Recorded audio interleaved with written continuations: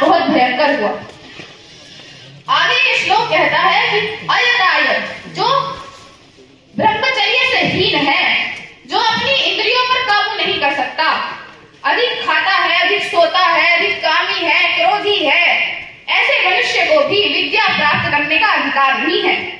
उसको विद्या देने का अर्थ है विद्या और विद्वान दोनों को गिरा देना। जीवन में हम फॉलो करते हैं। अब ज्यादा कठिन शब्दों का यूज मैं नहीं करूंगा, प्रयोग नहीं करूंगा। आदर्श एक निर्जीव वस्तु भी हो सकती है।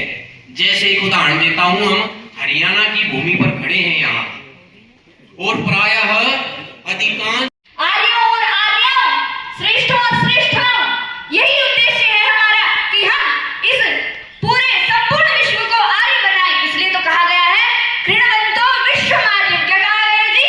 कृणवन्तो विश्वमार्यम्। सम्माननीय मंच एवं सभी आर्य युवाओं एवं आर्य युवतियों, आज हमारे क्रांतिकारियों के बलिदान दिवस पर पूरा देश उन्हें स्मरण कर रहा है। तो आओ हम भी उनके जीवन के विषय में कुछ थोड़ी सी चर्चा रखते हैं। वस्तुतः किसी का क्रांतिकारी बनना ऐसे ही संभव नहीं होता। उसके पीछे कारण होते हैं, उसके पीछे किसी का सुदीर्घ काल का परिश्रम होता है। 23 मार्च 1931 को स्वतंत्रता रूपी इस यज्ञ में जब 3 आहुतियां पड़ी, 3 युवकों ने अपने आप को संविदा बनाकर इस स्वतंत्रता रूपी होम में समर्पित कर दिया। उनके इस पवित्र, इस पुण्य स्मरण को याद करते हुए मैं सबसे पहले चर्चा करना चाहूंगा एक ऐसे बालक की जो वेदपाठी ब्राह्मण था। इनमें जो उस दिन बलिवेदी पर बलिदान हुए सबसे छोटा था, मात्र 22 वर्ष की आयु का वो बालक। वह प्रभावित था ऋषि दयानंद से।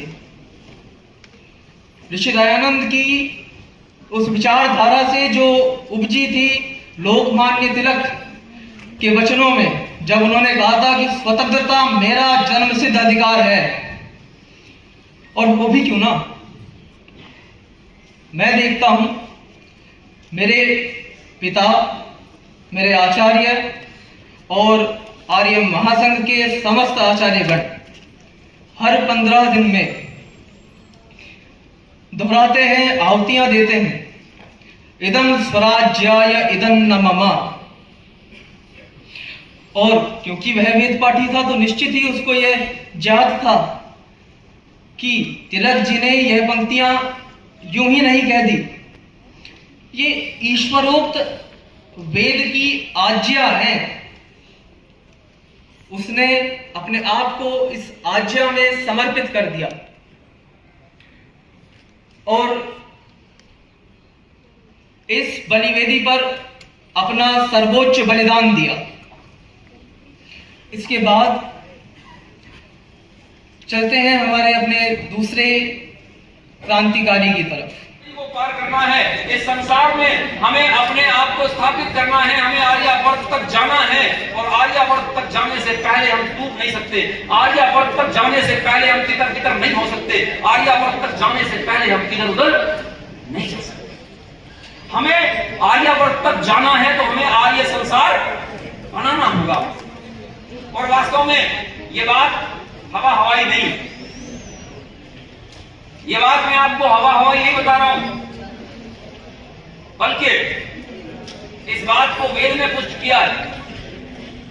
ईश्वर की आज्ञा है कि हम आर्य संसार बनाएं। ईश्वर की आज्ञा है कि हम परस्पर एक दूसरे को जाने, एक दूसरे को समझें, आर्य सिद्धांतों को सबसे पहले समझें। सबसे पहले हमारा कर्तव्य है आर्य सिद्धांत को समझना।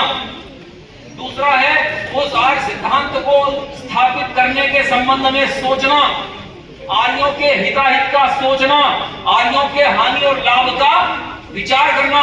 यह हम सबका कर्तव्य है। अगर आप विचार नहीं करते हमने पहले भी कहा था, आचार्य जी ने भी एक बार कहा था कि अरे एक व्यक्ति जो अपना घर चलाता है, तो याद रखना जब उसका लड़का ग्रेजुएशन में आने लगता है वो तब नहीं सोचता कि ग्रेजुएशन में आएगा तो क्या करेंगे, उसकी फीस कहां से भरी जाएगी, उसके लिए क्या व्यवस्था होगी, इसके लिए कब सोचता है?